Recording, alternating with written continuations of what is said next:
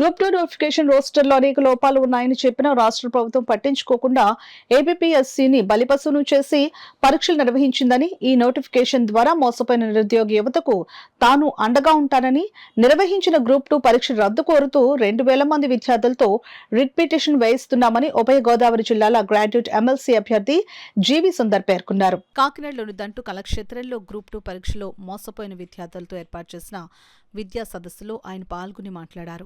Group 2 పరీక్షల నోటిఫికేషన్లో లోపాలు సరిదిద్దకుండా పరీక్షలు నిర్వహించడం బట్టి రాష్ట్ర ప్రభుత్వం వైఖరిని అర్థం చేసుకోవచ్చునని అన్నారు.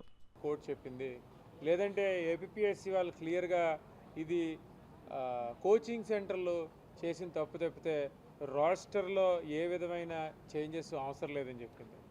సో దీని అందరికీ తిప్పికొట్టేటట్టుగా ఈ రోజున నా ఆధ్వర్యంలో విద్యార్థులందరికీ ఒక కామన్ ప్లాట్ఫామ్ ఇవ్వడం జరిగింది. ఆ ప్లాట్ఫామ్ ద్వారా 2,000 మంది విద్యార్థులు హైకోర్టులో రిట్ పిటిషన్ వేస్తున్నారు for the cancellation of exam. 2,000 మంది విద్యార్థులతో రిట్ పిటిషన్ వేస్తున్నాం అప్కమింగ్ డేస్లో. దాని తర్వాత ఖచ్చితంగా ఈ విద్యార్థి అవగాహన చేసి, ఎందుకంటే రాజకీయ నాయకులకి చాలా క్లియర్గా మేము ఏం చేసినా చెల్లుతుందన్న ఆలోచనలో ఉన్నారు. అలా కుదరదు. ఈసారి నుంచి విద్యార్థుల నుంచి నేను ఒకడిని వచ్చాను.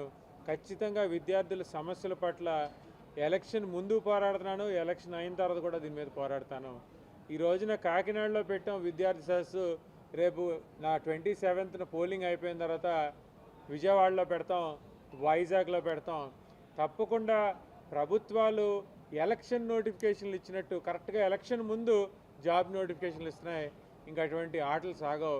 విద్యార్థుల వాయిస్ గట్టిగా కౌన్సిల్ లోపల వినిపించడానికి నేను ఒకడు ఉన్నానని భరోసా ఇవ్వడానికి ఈ రోజున విద్యార్థి సదస్సుకి రావడం జరిగింది.